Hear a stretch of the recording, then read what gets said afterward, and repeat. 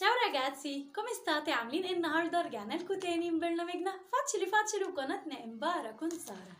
النهارده حلقتنا بتتكلم عن، قبل ما نقول بتتكلم عن ايه، ما تنسوش ان انتوا تدوسوا لايك وتشتركوا في القناه لو انتوا اول مره تشوفوني، وتفعلوا زر الجرس عشان يوصلكوا كل جديد. ولو انتوا معايا من قبل كده ما تنسوش تشير لكل اصحابكم عشان يستفادوا معانا في حلقه النهارده اللي هي هناخد فيها dove vai a comprare. dove vai a comprare يعني بتروح فين عشان تشتري ايه يا ترى؟ هنشوف دلوقتي مع بعض. وازاي اجاوب على السؤال ده؟ io vado انا بروح، وبعد كده هقول الحاجه اللي بشتريها فين بالظبط. اول حاجه بقى عندي لما اقول لك dove vai a comprare un libro un dizionario يعني بتروح فين عشان تشتري كتاب او ديزيوناريو قاموس، يبقى انا هقول vado a comprare un dizionario او un libro in libreria. الليبريريا يعني في محل بيع الكتب او في بمعنى اصح المكتبه. تمام كده؟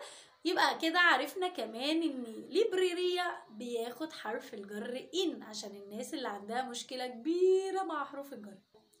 طبعا جملتي هتفضل ثابته وهنبدا نعرف الحاجه اللي عايزين نشتريها والمكان بتاعها وحرف الجر كمان اللي بنستخدمه.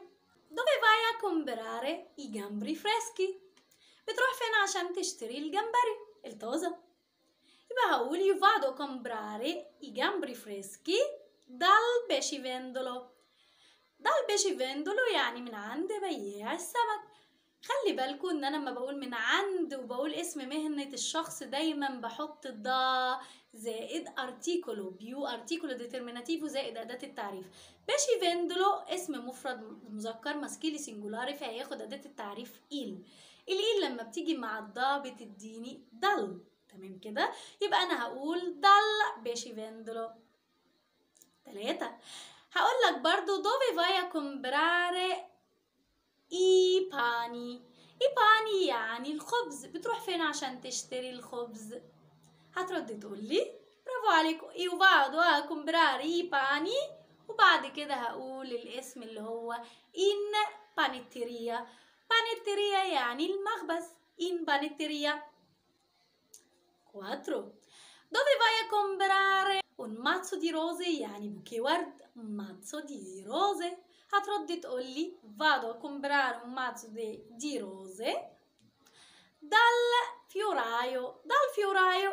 طبعا اكيد فهمتوا ليه قلت دل، لان فيورايو انا بقول من عند بياع الورد، فانا كده برضو بقول المهنة بتاعته فاستخدمت ده زائد اداة التعريف حلقة النهاردة هتعرفني شوية أماكن وكل حاجة بتاخد حرف الجر المناسب ليها، فده هو اللي انت بتثبته في دماغك وعلى أساسه بتبني حروف الجر ان انت بتكتسبها من الجمل ومن المعلومات اللي بتعدي عليك في الإيطالي. ده هيثبتها في دماغك أحسن بكتير من انت تقعد تحفظها بالورقة والقلم، لأن هي ملهاش قاعدة ثابتة، هي كل حرف جر ليه شروط معينة بنستخدمها على أساسه. نشوف اللي بعد كده dove vai a comprare un chilo di arancia. dove vai a comprare un chilo di arancia؟ بتروح فين عشان تشتري كيلو برتقال؟ برافو عليكم vado a comprare un chilo di arancia dal fruttivendolo.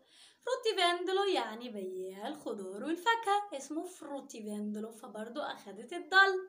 طب لاحظتوا ايه الفرق ما بين امتى الضل وامتى الإين؟ الإين بحطها لما بستخدم أي اسم مكان آخره مقطع إيا زي فارماتشيا أو ليبريريا اللي قلناها دلوقتي. الضل بستخدمها لما بذكر زي ما قلتلكوا اسم المهنة بتاعت الشخص، رايح عند الدكتور، رايح عند المحامي، رايح عند بياع الخضار، بياع السمك، يبقى أنا بقول مهنته فبستخدم ضل في معظمهم عشان معظمهم بيبقى ماسكيلي سينجولاري. طبعا بتختلف الأداة على حسب الاسم اللي أنا عايزة أقول رايح عند المهنة دي. تمام؟ عندي بعد كده لو قلت لك dove vai a comprare مثلا i dolci. dove vai a comprare i dolci؟ بتروح فين عشان تشتري الحلويات؟ يبقى اقول vado a comprare i dolci in pasticceria. pasticceria اللي هو محل الحلويات اسمه pasticceria، او المعجنات او الفطائر اسمه pasticceria. تمام كده؟ برضو إن. ليه؟ انتوا اللي هتردوا عليا. برافو عليكم، علشان برضو مقطع إيا، فالمكان هياخد إن. dove vai a comprare uno yogurt. يوجرت طبعا ده الزبادي بالإيطالي زي الإنجليش. أنا هقول vado a comprare un yogurt منين يا ترى؟ برافو عليكم، al supermercato. ايه ده ايه ده ايه ده، رحنا على حرف جر تالت اهو. فما بقولش من فتاخد الضاد. كل مرة اختلف حرف الجر، مع اني كلهم بروح عشان اشتري من كذا، مع انه كده ومع ذلك مرة إن مرة ضل، ودلوقتي كمان بناخدها السوبر ميركاتو علشان مع السوبر ماركت بنستخدم حرف الجر ال.